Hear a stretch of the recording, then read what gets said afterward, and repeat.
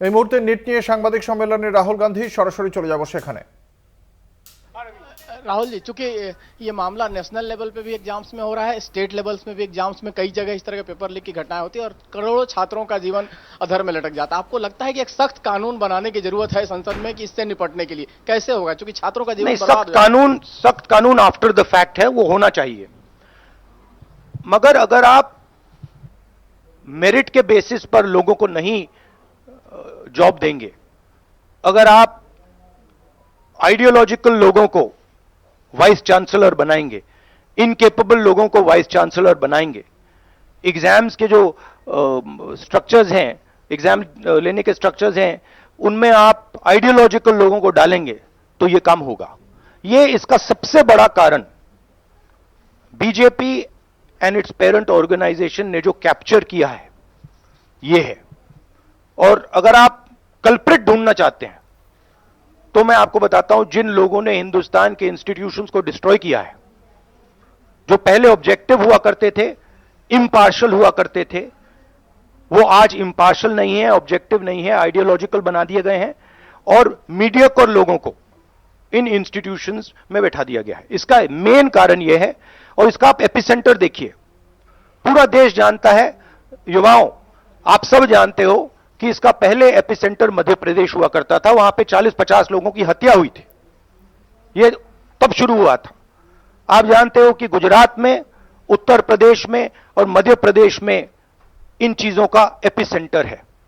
और आप यह भी जानते हो कि बीजेपी के लोग कहते हैं कि हमारी लेबोरेटरी मध्य प्रदेश और गुजरात है। तो लेबोरेटरी से यह काम शुरू हुआ है और अब यह काम देश में फैल रहा है और आपका इससे नुकसान हो रहा है। जब तक यह रिवर्स नहीं किया जाएगा, जब तक हिंदुस्तान के इंस्टीट्यूशंस इनके हाथों से नहीं छीने जाएंगे और इफेक्टिव, ऑनेस्ट, इंपार्शियल लोगों के हाथ में नहीं जाएंगे, तब तक यह होता रहेगा। और मैं आपको बता रहा हूं, जब तक बीजेपी रहेगी यह बढ़ता जाएगा।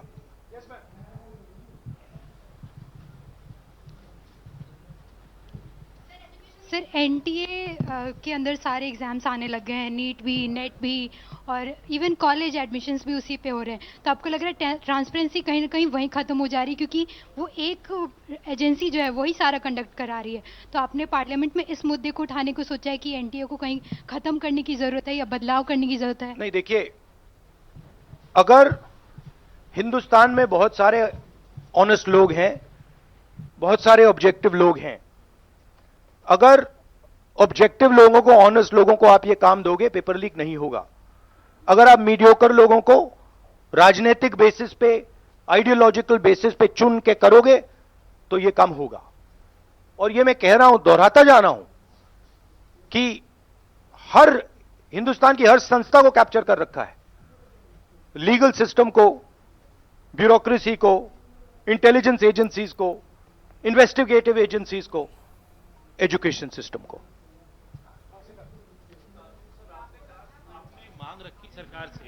आपने अपनी मांगे रखी हैं सरकार से, लेकिन सरकार के पक्ष पहले ही सामने आ गया। एनटीए को जो एनटीए है एजेंसी, उसको क्लीन चिट एक तरीके से एचआरडी मिनिस्टर ने पहले ही दे दी है। तो सरकार का तो कहीं ना कहीं पक्ष साफ दिखाई देता है। आगे आप लोग कैसे जाएंगे? उनकी क्रेडिबिलिटी इन बातों में है ही नहीं।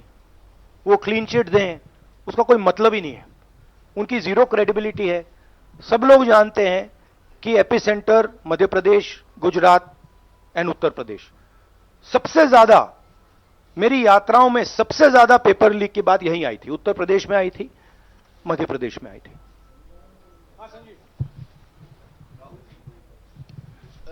Rahul ji, NTA has conducted one test and which has been cancelled. The other is under doubt, and the court is looking into it.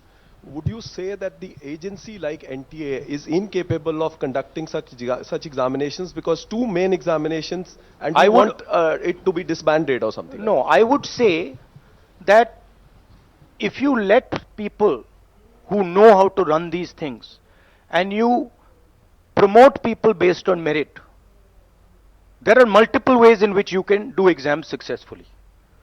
If on the other hand you are constantly posting people who are mediocre, who do not have the skills to do these jobs, and you're posting them simply because they come from your same ideology, no system is going to work. You can change whatever system you want. If the people who are being put into that system are mediocre and being put in for the wrong reasons, it is never going to work.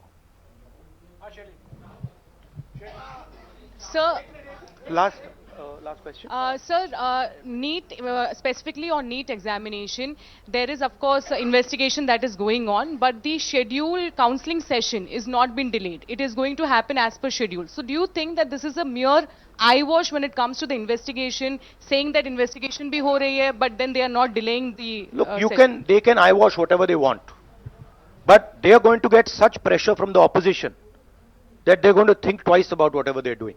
Because we are not going to allow this type of activity to be done as far as our students are concerned. Our students sit there, they work, they spend months, they dream about these exams for years, they spend huge amount of money. So the opposition is simply not going to allow any of this eyewash that is taking place. We will make sure that we put so much pressure on them that this issue is resolved.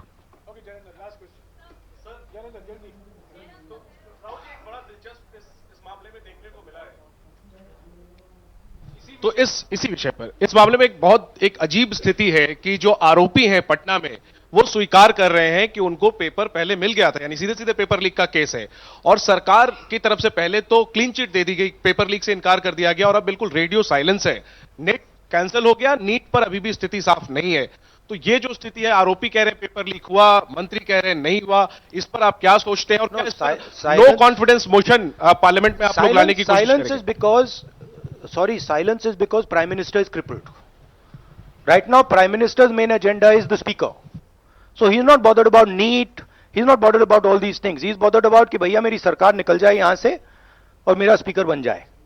Right? That is where he is right now. That's where his mind is. Right? So, essentially the main thing is that we have a government now, right, and a Prime Minister now, who will find it very difficult to function. The Prime Minister, if I might say so, is psychologically broken. He has collapsed, psychologically collapsed. And he will struggle, knowing his personality, he will struggle to run a government like this. Because his entire sense of running a government, the idea of running a government, Mr. Modi's idea is to generate fear in people, to frighten people, to make people not speak. You're aware of that. Now what has happened is people are not scared of him. And you saw the other day, I think somebody in Varanasi itself threw a chappal on his car. Right? So it's very clear. The basic concept of Modi has been destroyed in this election. If we were faced with if right now you had a Vajpayee ji or a Manmohan Singh ji, they might be able to survive what they are faced with. Because there is humility, there is conciliation, there is respect. But Narendra Modi does not believe in any of these things. Narendra Modi believes my way or the highway. And now suddenly is found that earlier there were Congress people who were not scared of him. Now nobody in the country is scared of him. Right? So psychologically it's almost a fatal blow for the Prime Minister. And he's going to really struggle. And of course, now we have a stronger opposition. So, it's going to be interesting and quite a lot of fun. Thank you.